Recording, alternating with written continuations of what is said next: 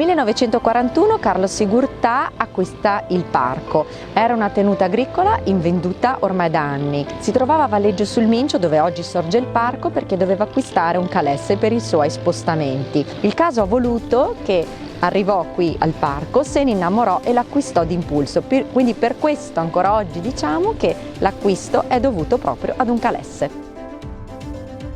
Il parco è stato aperto al pubblico nel 1978. Il dottor Carlo Sigurtà decise di aprire questo paradiso verde in una soleggiata domenica di marzo, era il 19 marzo, e da allora tantissimi sono i visitatori che vengono a trovarci al parco.